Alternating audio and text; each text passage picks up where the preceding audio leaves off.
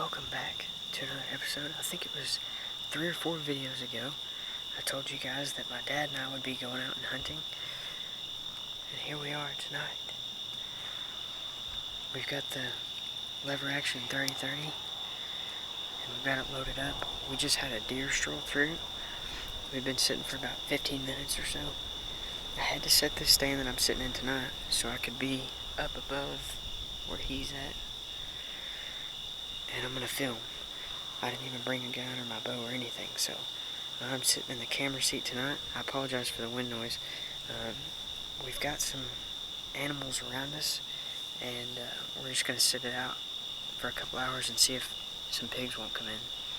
If you guys haven't already, go check out James Gilbert from Have Dominion Outdoors.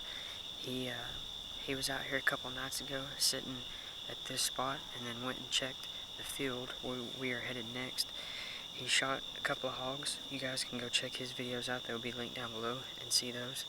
But as we're sitting here, if we don't see anything, then we're going to head over to the fields and put a stock on some pigs or whatever's out there. The wind's perfect right back in our face. The weather's hot for November, but these fields are wet from the recent rain, and hopefully the pigs will be moving.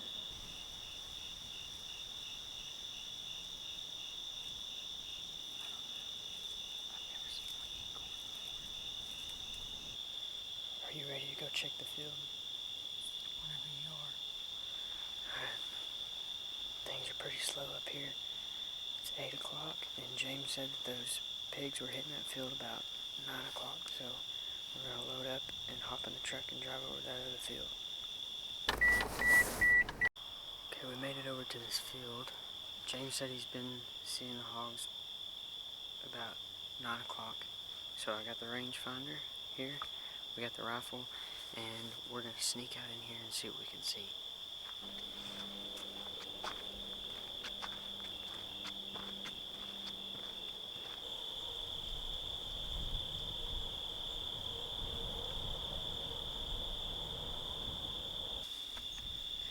Okay, we haven't even walked about 40 yards into this field, and we've already found a group of small ones. I just ranged it. We're about 50 yards away. They're pretty small, so we're going to sneak up a little bit closer, and he's going to pick the biggest one out of the group.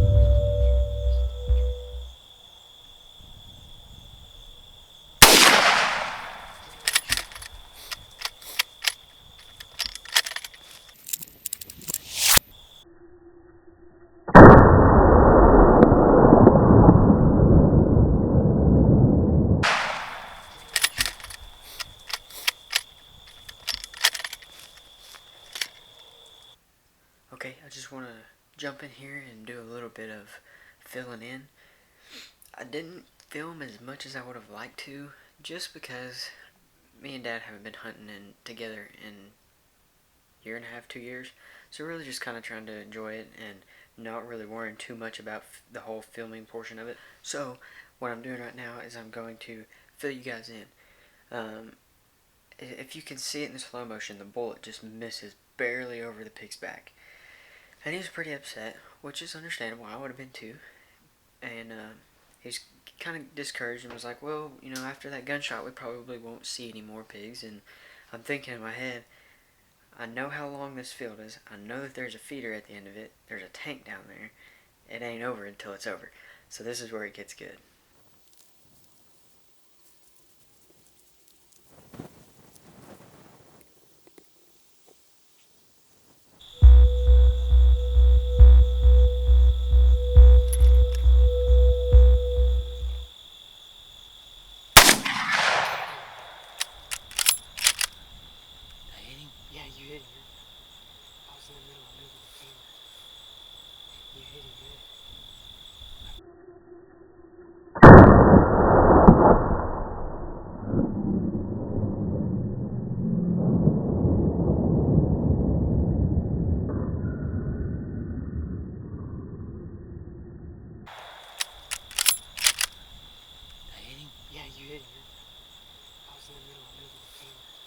Okay, I know this video is kind of jumpy, but from this point, we backed out of the field.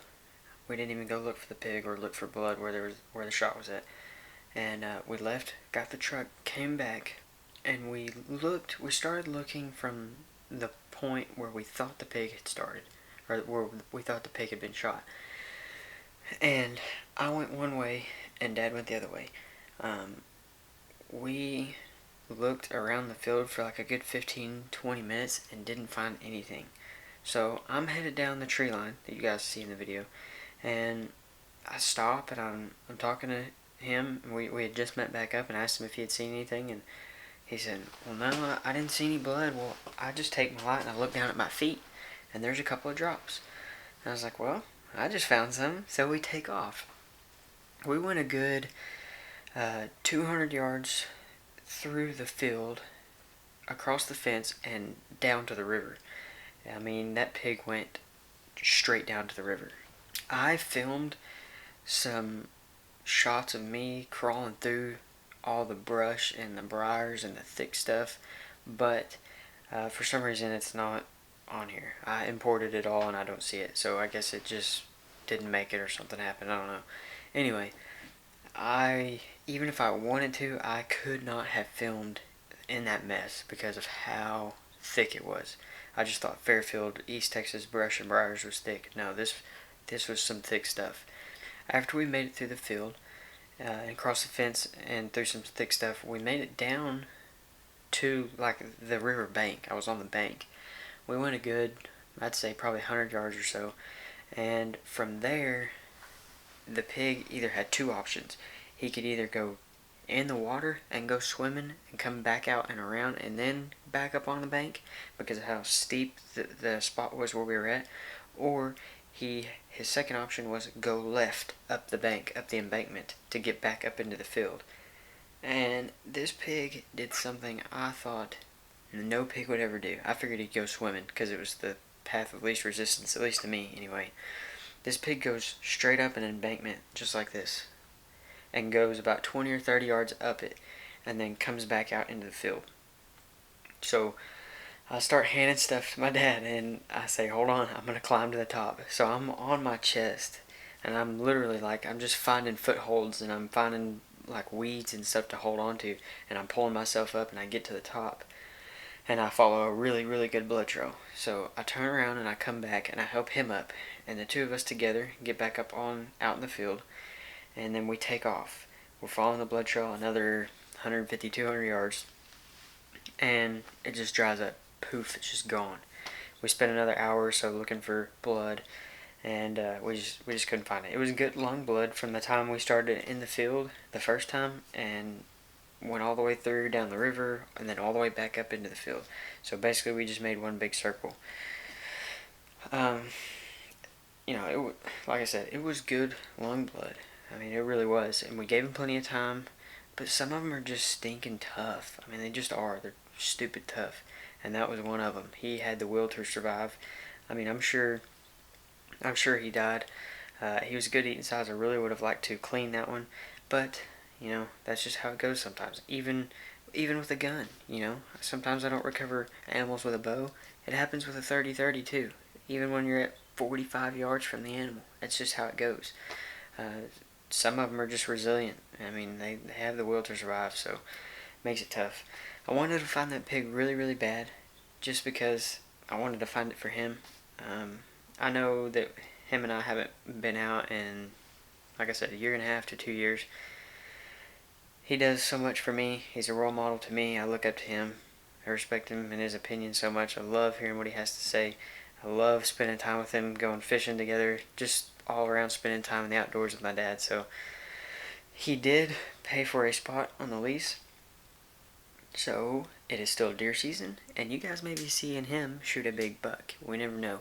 I've got a couple of spots dialed in out there, and there's 2 or 3 really, really good bucks. One of them in particular that's really, really nice and fully mature, and I'm hoping that we go set up on this little feeder and we're going to take him out. Love my dad. Love spending time with him in the outdoors. This is where I'm going to end the video. It's kind of a shorter one. Hope you guys enjoyed it.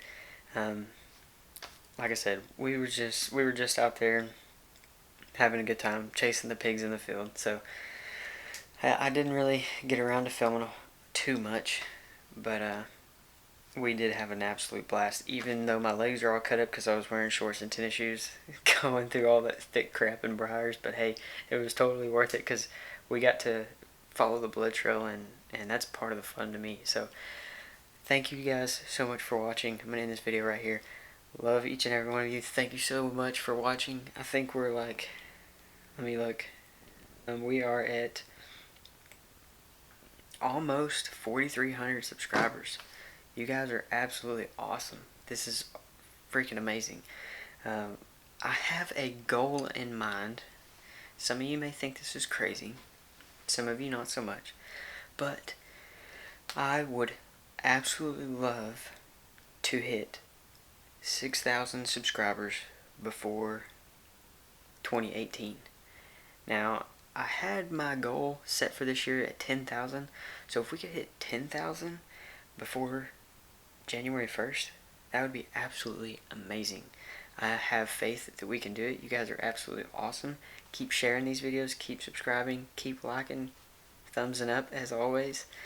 I have some awesome trips planned in the next month and a half to 2 months. Got a little bit of bow fishing coming on, so you guys will want to stay tuned for that. It's kind of like that perfect time of year where it's not too cold, the water's still somewhat clear, and there's no bugs buzzing around you.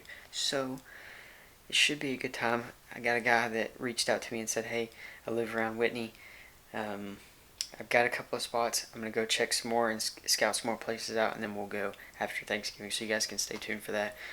I do have one more video in the works. I am trying to get a bunch of stuff built up for you guys and posted this week. That way, you know, with Thanksgiving on the way, that I'll be with family and won't really have much time to film. But this next weekend, we should be back home, and I should be able to get some time in the stand. So, got the feeders full. Stands are set. I'm excited to be back. I'm excited about this colder weather. And you guys are awesome. Thanks for watching. Catch you on the next episode.